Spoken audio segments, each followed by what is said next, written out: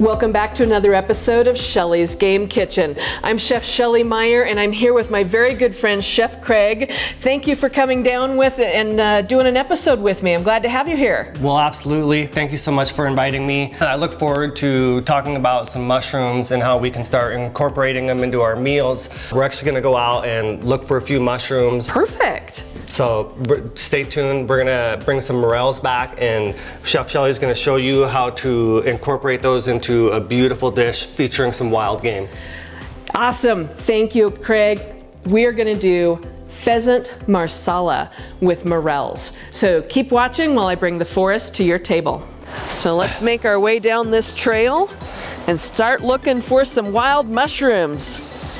I've got Chef Craig with me, and he's kind of a expert on how to find the right conditions for finding wild mushrooms. Yes, well, expert is pretty generous. I consider myself an enthusiast. Okay. I've been searching for mushrooms for the past 5 to 6 years, primarily in the springtime. What we're doing is we're looking for morel mushrooms. A lot of times these morels will become present after a forest fire from the previous year. So it's the forest fire from the previous year, and then now in the spring with wet conditions is what we're kind of looking for as optimal for finding these. That's exactly right. The soil moisture is important, but we're also looking at the air temperature and the temperature of the soil. A lot of times your soil temperature wants to be between about 52 to 55 degrees. Your air temperature during the day is going to be around 64 with overnight lows around 40. Okay. Creates a lot of condensation throughout the evening, and that really kind of helps to promote that growth every morning. So wonderful. Okay, well, I think we're in that range. We might get lucky. The mushroom gods might shine on us today. Yes, and every year is going to be a little bit different. It is dependent upon the conditions. Okay. Currently, right now, we are experiencing below average temps in this area. Yes, we are. It's been kind of a cold spring. We had snow the other day. Absolutely. Literally in spring snow, and we're close to June. In different elevations as well.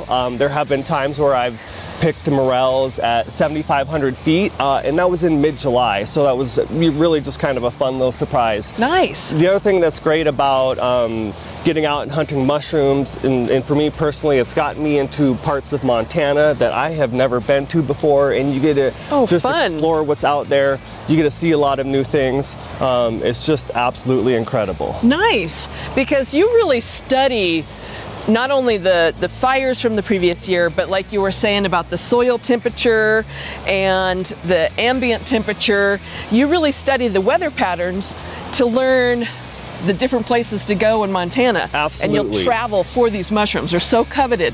Yes, yes. Sometimes you do have to travel quite a ways. And the other important relationship that you can look at too is the trees that are around you. Different types of mushrooms will be growing on different trees. Oh. Morels, a lot of times I'll look for like Douglas firs. Okay. Now if you're down by the river, they're going to be growing around cottonwoods that have fallen and are decomposing. Oh, wow. Okay. And so the ones that are typically around the rivers and the cottonwoods are referred to as blondes, and they will have a more distinct kind of whitish and yellow color. When we are finding morels after a fire, they're often referred to as black morels because they have that color associated with them. Because of the fire, the conditions that the fire created in the soil. That's exactly right. Yep. And then there are several other different types of morels that we're learning more and more about these different species of mushrooms. And there's also some that are called gray morels, and they have a little bit of a tighter comb on them. Okay. And tend to be a little bit smaller. Those are a little bit more highly prized in my opinion. The gray morels. Yes. So between the blonde and the gray and the black morels, in the culinary uses of them, the gray is actually more prized for its flavor. I think so. It's a little bit tighter, and it has a little bit of a nice meaty texture to it. Nice. A lot of these mushrooms kind of have that meaty texture, and of course it depends on how long you cook them. The longer you cook a mushroom, the tougher it gets. It's almost almost like a piece of meat at that Absolutely. point. So some of these mushrooms, blondes, tend to get really big in the spring, and so from a culinary standpoint, those are great for stuffing, putting, say, a cooked sausage or putting some cheese inside. Some of the smaller ones, you know, you can leave whole and saute into a nice pan sauce. I also like cutting them into nice little rings because they are hollow on the inside. You just get this nice kind of presentation that comes with it. But anytime you get a nice big one that you can stuff, that's really beautiful. a joy. Absolutely, that'd be a beautiful little canapé type of or appetizer type of a serving, a stuffed morel. Yes. So they are actually rather dirty.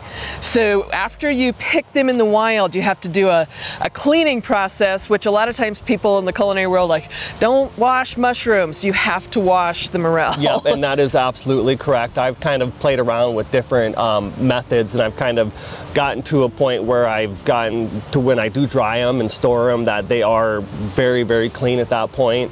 I take them through a washing process, and then I put them onto a screen where I'll have a couple fans that goes through a primary drying. As they dry, they start to shrink, and that allows me to put more onto the dehydrator and makes the most of that process. And because when you actually get into it, you can get into pounds and pounds and pounds of morels. I remember, so a little backstory, Chef Craig and I have known each other for a long time through our son Hunter, through my son Hunter, not my husband Brad and I's son Hunter. Hunter actually went to work for Chef Craig at one of the semi-private country clubs and learned a lot, but we got to know each other that way. And so we've been talking mushrooms and cooking for a lot of years. So I'm so grateful that you're on the show with me today, and we can kind of learn a little bit more from your enthusiasm, your mushroom enthusiasm. I'm going to say expertise. So let's see if we can find some more. Yep. I know you've been trying to find them this week and haven't been very successful. Yep. So let's see if we can find some in these conditions. Yep. And as you look around, you can see there's a lot of trees that are down. Yes. And those are a lot of the areas that we kind of want to look around. They tend to grow up around the bottom of the tree where the moisture kind of runs off and drips down. And you want that kind of almost rotting condition of the down tree. Absolutely. Sometimes I've come across large holes in the ground where the roots have literally come up out of the ground, and you can see them kind of down in little crevices as well. So you know, it's just a matter of just really kind of covering some distance and zigzagging a little bit. Well, I see a pretty good, that down tree over there looks like it's like a little rotten. Yep. We got some wet conditions here. Let's maybe do a little trek over there and see if we can scout. Absolutely. And you can kind of tell me what I need to look for. I don't know if you can hear this, but we've got this beautiful creek running behind us, and so there's a rushing creek. We're on those kind of beds, and like Chef Craig was saying, you want to look for those wet conditions and so forth, plus the trees. That's interesting to know, because the fir and the cottonwood will give you different mushrooms in different times of year. Absolutely. Okay. And there, a lot of times too, you want to look just for other types of mushrooms too. If you start to see other mushrooms, you know that the conditions are right. Oysters can be present. But there's also a lot of resources that you want to look into if you are going to start hunting mushrooms. I mean, the National Forest Service, check with your local district ranger's office. Sometimes you need to get permits for these, which a lot of times are free, and allow you to pick up to 5 gallons of mushrooms in a single day. If you start exceeding, certain limits, then, they want you to get a commercial permit. Okay. There's also a lot of groups on social media that you can tap into, people that are experts and have been doing this for decades, that are willing to share their information and expertise in identifying these things. If you're ever unsure of a mushroom, it's best not to eat it until it's been properly identified. Well, and now I'm glad you brought that up, because now they have these apps that you can get on your smartphone that you can actually identify the type of mushroom, put your app or your phone and scan it, and identify the type of mushroom and whether it's healthy or edible or poisonous and whatnot. So if you're unsure, always err on the side of caution for definitely, right? Absolutely, and a lot of these resources, I think, is promoting more and more people to get out and get into nature and look for these items as well. So perfect. Well, thank you. Let's get right. hunting some mushrooms. Okay. I will say, when hunting for morels, the first ones are always the hardest to find. They can look like pine cones. Oh. They can look like burnt little fingers coming out of the ground. Okay. So yeah, searching for the right condition, and then they'll usually have more come up around it. But I like the tip of looking for other mushrooms that you're not going to eat, because then you know you're in the right conditions. That's a great tip. All right, and so as we are out looking around for our mushrooms, you can see that we have a large burnt log here. Yes. And some of the times what I will do is I will look in these areas underneath the logs as the water is rolling off. And you can see that we have a lot of moss here. So the wet conditions are there, the mossy conditions, kind of the dead, fired log. I don't see any pine cone looking things or mushrooms. Yep. But the right conditions of wetness. Absolutely. If you feel that your feet are slipping a little bit, you're kind of in the right area. Okay, yep. Perfect. It's always important to be extremely careful when you're out in the woods. Yes, because it's slippery. You can be involved in an accident, so it's also important to be with other people as well. Lots of wildlife in this area, and you always want to be prepared for those situations. Yeah. Now we can see AKA be prepared for bear. Yes, absolutely. Absolutely. I have seen several bears over the years as I've been hunting for mushrooms. I've come across 2 black bears and 1 grizzly bear. So, oh wow, wow, yeah. Okay. Yeah, so I do see a small little mushroom right down here. Oh, I do see that too. I'm not quite sure how to identify this one.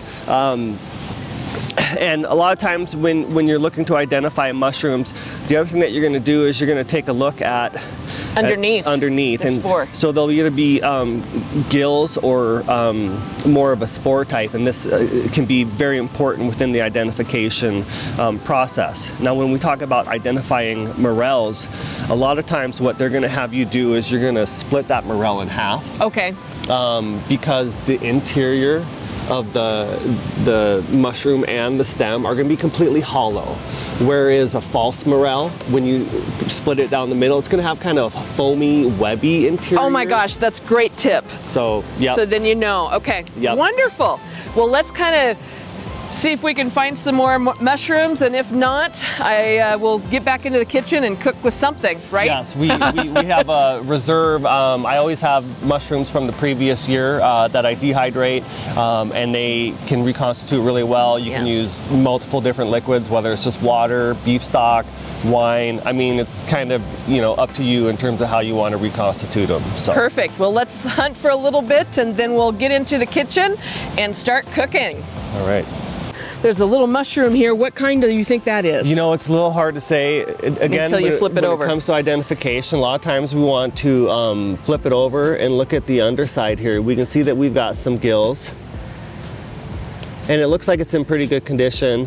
A lot of times too, I've had some expert mushroom pickers, they'll say, well, that's the little brown mushroom. They call them LBMs because they can be so common.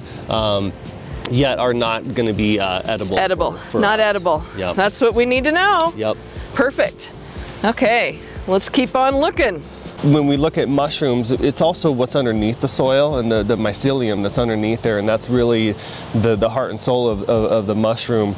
And some of those mycelium bases can just run for miles and miles throughout the forest. Again, it's really a symbiotic relationship with the trees as well. Right. They feed off of each other, and as the trees break down, the mushrooms are helping to break them down as well. So this was an older version of that last mushroom. This one's just a few days older, and that's why you see it kind of coning up, so those gills will open and drop their spores and sprout more mushrooms to grow. Again, not an edible mushroom, but we're still looking for morels and other mushrooms.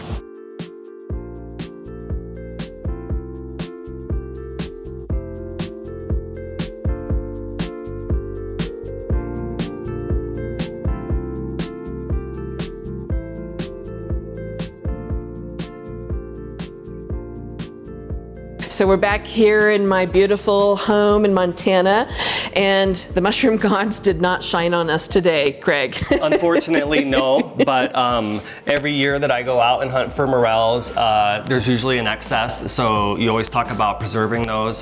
One of my favorite methods is to dehydrate them. Nice. And you can see I've got some dehydrated morels here.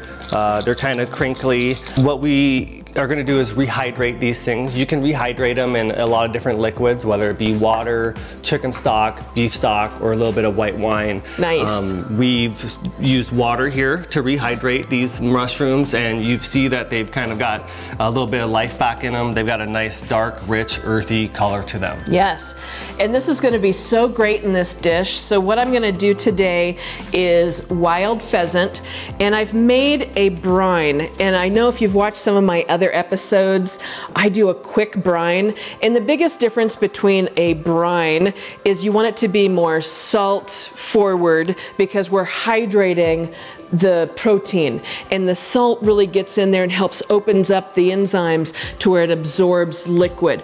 So on a brine, there's so many different ways. Like I do an apple cider brine, but that's a little bit sweeter because it's apple juice, apple cider, and you want to be a little careful on the meat with your brine. You don't want it to be too sugar heavy, right, Chef? That's correct. Because then your meat's going to taste like honey cured ham, and we don't want that. We're doing wild pheasant, and we want to taste that beautiful wild pheasant. So I'm going to actually take these beautifully cleaned pheasant breasts, and I'm going to put this in. I just made a quick brine with.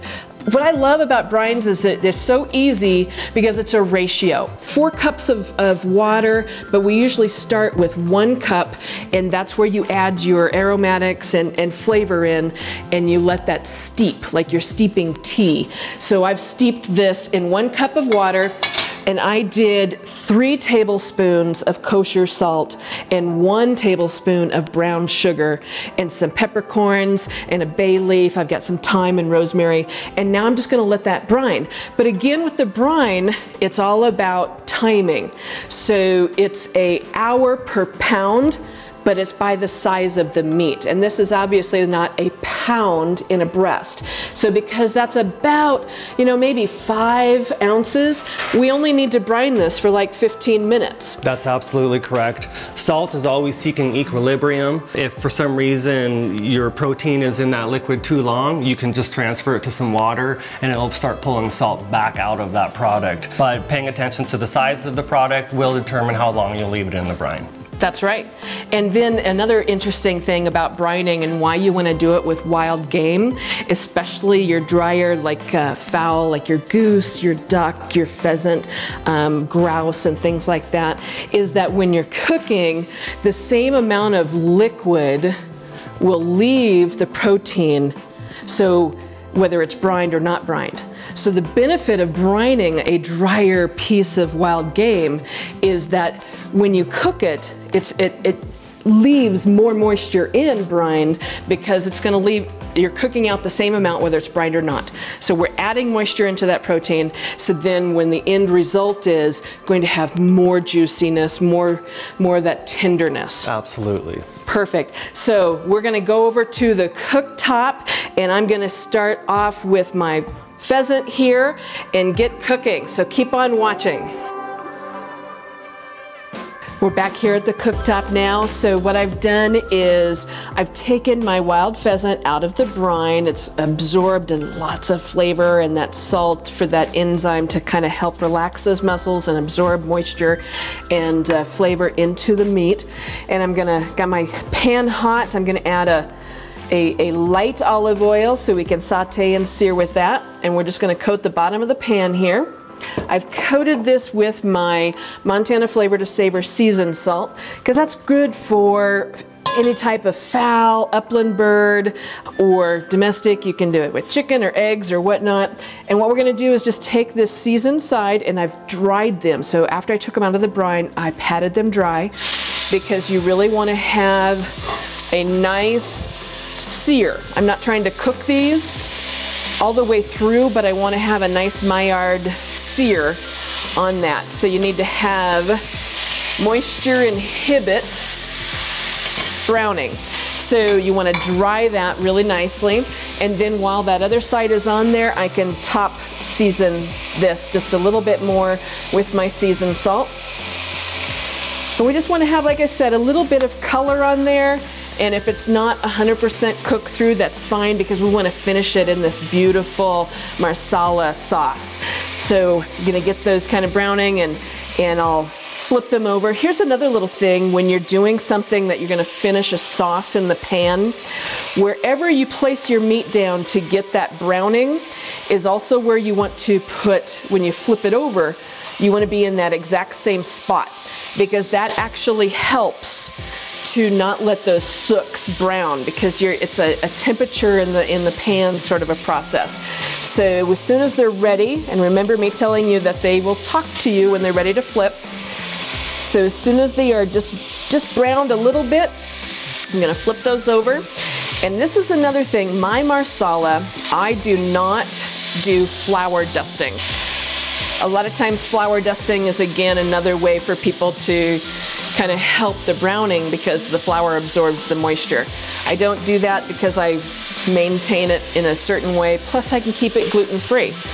And the flour also helps in the thickening of the sauce later on in the process, but I'm going to use a cornstarch slurry if I need to, and again, we can keep it gluten-free. And I'm not changing the flavor components of my sauce and whatnot that way. So these are looking pretty good. Yep, so I'm going to remove these from the pan. I'm going to kind of manage my heat a little bit here. And then we're going to use this beautiful seared sooks in the bottom of this pan that's going to help us to continue to flavor our dish. But I'm going to add to that, because this is very, very lean. Pheasant is a very lean meat, and this is wild pheasant, so again, more lean than what a farmed pheasant would give you. But I'm going to add prosciutto.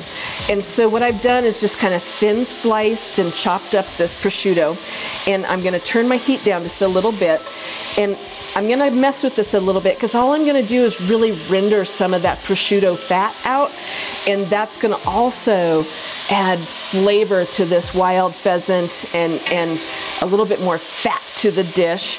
And we're using flavor fat rather than just like an oil fat. So it's another little component, and I'm going to just kind of mess around with that and watch my heat a little bit while we render some of that, and then I'll use that rendered fat to cook my shallots. But at any time, if the pan looks a little bit too dry, I'm going to add a little bit more oil to it just to prevent burning, because I don't want my sooks to burn. I want to be able to use those and deglaze with the Marsala, and that just develops layers of flavor. So those are looking really nice. I've rendered some of the fat out, but I did have to add just a little bit of oil. And now I'm going to go ahead and add in my shallots. And I'm going to brown my shallots in there, or saute my shallots, not brown them. I'm not looking for color. I'm looking for aromatics and releasing of the flavor. So as an aromatic, you can tell when you're kind of getting there, because they've released that aroma. And then we'll also add in some garlic.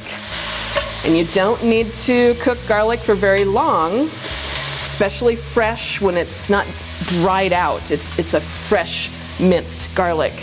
So you'll have more aromatic the fresher the garlic is. And you won't need to saute it as long.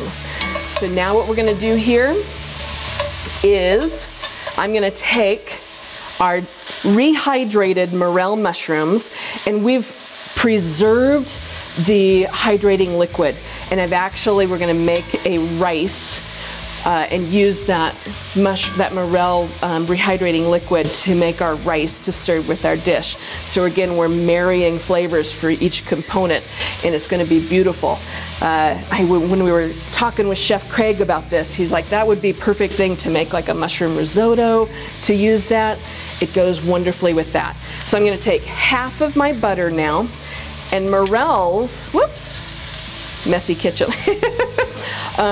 Morels love butter, and part of it, because of all of those beautiful ribs that the Morels have, it actually soaks up the butter wonderfully. So we're gonna get some of those morels kind of sauteed off and softened up, and then we'll add a little bit more butter in later on. After they're sauteed a little, then they'll actually absorb more butter into that, and they just become unctuous and amazing. So we're gonna let that saute for a little bit, and then we'll come back and deglaze with the Marsala and let that reduce down, and then we'll add some of that homemade elk stock that I made. And I know it's elk stock, but it's still, because it's wild, I'm kind of marrying both of that. So keep watching while we get this dish going. Deglaze with our Marsala. Beautiful. When you're deglazing and let that reduce down, we'll let it just kind of reduce by half, but it's really easy to tell because you won't be able to smell alcohol. But also we want to get in there with that, when that liquid hits that pan, it releases those sooks. So we're getting in there and kind of really getting all of those beautiful, delicious brown bits that we created and spent all of that time working on. And also the mushrooms will kind of absorb that beautiful Marsala flavor and so forth. This is one of those things with the sauces you can kind of tell when you're ready.